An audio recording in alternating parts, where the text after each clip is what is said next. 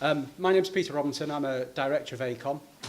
Welcome to this afternoon susdrain workshop. I have to thank Paul and Syria for organising this and giving me a very detailed brief and manual for running this afternoon. I've been given the privilege of chairing this afternoon's session. It's a pleasure of AECOM's to be a partner with Syria in the susdrain project, and along with a number of other partners and supporters. We had a very interesting project steering group meeting this morning, which is about continuing to drive this process. If you haven't looked at susdrain's website, please do. The statistics of how that is becoming, I think, a central forum for the activity that you all want to do is very, very good. A few housekeeping things. The fire alarm test went this morning, and it all went well. We didn't have to leave the building. So if the fire alarm does go off this afternoon, it will be a real fire alarm, and we'll need to leave the building via the stairs. A few other things on my little briefing, bits and pieces. We've got a great agenda this afternoon, and having met some of these people who are going to come and talk, they've already admitted that they won't tell me what the secrets are of the presentation. The one who didn't let the cat out of the bag. I'm really keen on listening to them. It's about SuDS. It's not easy. Some of it's a challenge, but there's some really good success stories coming through from both local authorities and developers in this. I think firstly, we're going to run through the presentations and then we're going to have a discussion at the end. So if you've got questions, we'll try and do those at the end. The presentations are being recorded, so there'll be a roving mic running around and we'll have the speakers come up at the front just so that we can make sure that's all done clearly. If I could ask people just to make sure your phones are turned off, just to, I suppose, for the respect of the presenters, so they're not distracted. That would be appreciated. And then, it's my prerogative as chair. Paul's afforded me a few minutes to talk about some stuff, and I thought I'd come up with something that's a little bit thought-provoking. Oh, Paul, I've messed up your really good technology already. My career, I've worked in SuDS for all of my career. I started on Dunfermline Eastern Expansion. If anybody wants to ask lots of questions about that, Neil McLean sitting in the corner over there, that was his driver. It's quite an interesting field to work in. It goes up and down, it goes backwards and forwards, and there's lots of things that drive it, from legislation, public perception, all sorts of bits and pieces. Great talking to developers just now who say, they see this as being something that actually does deliver value. Local authorities, what's happening with SABs. I think collectively, and a lot across this room, there's probably a lot of people who realise that SuDS do have an important part to play, both in a water quantity, water quality, amenity, biodiversity aspect. There are some good examples about how it operates and how it functions. But this is probably the journey of SuDS, and everybody in here can probably figure out where they are on this curve. I look at this and some days I think I'm on the right-hand side of this curve and I'm having a great day, and sometimes I feel I'm back at the beginning. It's not easy, and there's so many different factors involved. So, you can probably think where you are. Are you forming? Are you storming, norming, performing? We have the SAB, the National Standards Guidance, hopefully coming in October of this year. That might cause a little ripple in here. It might be the thing that launches us up that steep ramp. Fingers crossed it does.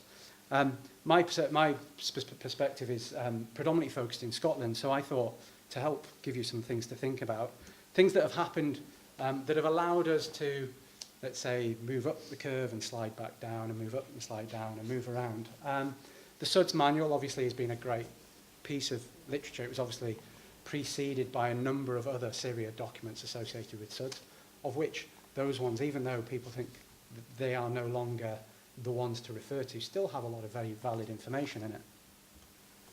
We then very usefully got the controlled activity regulations in Scotland, which was a response in Scotland to the EU legislation on the Water Framework Directive. And there's been a few occasions when I've heard Neil doing a presentation saying, SuDS are the law, and they are in Scotland. So that actually provided us with an opportunity to move forwards. And then we end up with Sewers for Scotland, which have some standards in the back of there, which create some maybe more barriers than opportunities, literally, fences and things like that. And we've been able to ask Scottish Water, why is there a fence around a detention basin? Why does it have to be a certain space? They obviously have a duty, like water companies, like local authorities, and it's something that we've had to work with. Coming back to the fence, Scottish Water said, well, we have to put a fence around it because the HSE said it's a working environment. So, well, why did the HSE say it's a working environment? Well, we didn't ask them that, we just took what they said. So again, having to push back and try and understand what the key drivers are for some of these things. And then we had SuDS for Roads came out in 2008, 6 years ago. And in SuDS for Roads, we have a Section 7 agreement, which in the back of there is an agreement for the water company, Scottish Water, to agree with the local authorities that they will agree to adopt. 6 years on, we haven't really got too many Section 7 agreements in place between local authorities and Scottish Water. So again, we've moved up the curve and we've slipped back down it a little bit.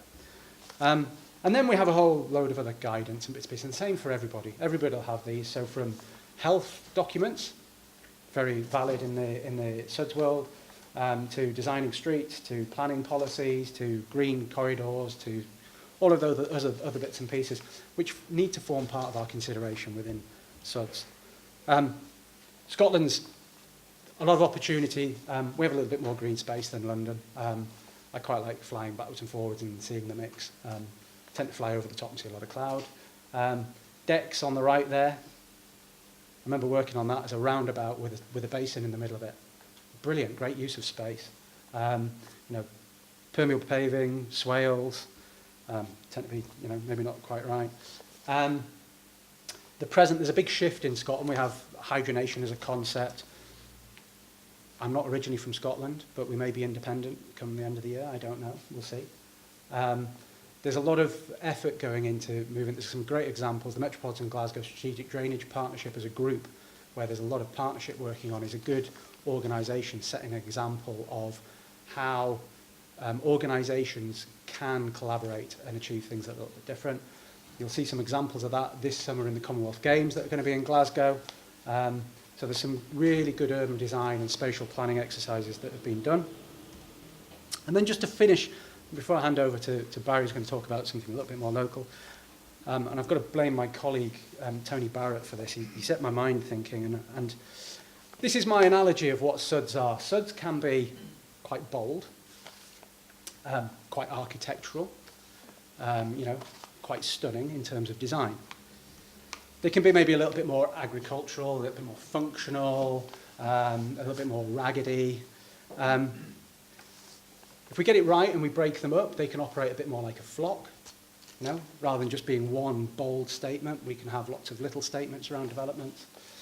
Fundamentally, these SuDS all do three things. They bleat, they produce meat, and they produce wool. The same as SuDS should deal with water quantity, water quality, amenity, and biodiversity. And if we get it right, we can have all of these wonderful sheep SuDS things kicking about. What we have to be careful of is this one. This is the one that we collectively have to be very wary of. And this is the one that will be the SuDS that is either poorly designed, poorly constructed, poorly maintained, poorly operated, and basically will put every other SuDS sheep at risk, because if that becomes the norm, everything that we try and achieve is going to be flawed. So that's my crazy analogy for today.